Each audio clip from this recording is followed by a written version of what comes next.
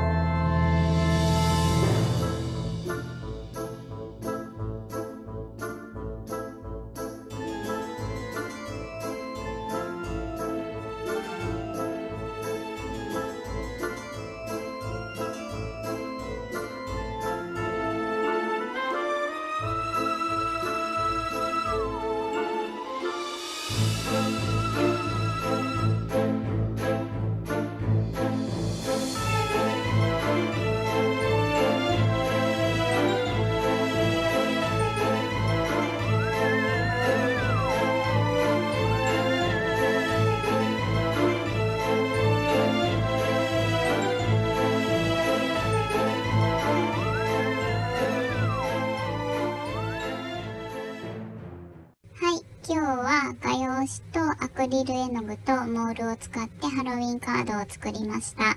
絵の具を手に塗って紙に押すのがすごく楽しいです。皆さんもぜひ作ってみてください。本日もご視聴ありがとうございました。それではバイバーイ。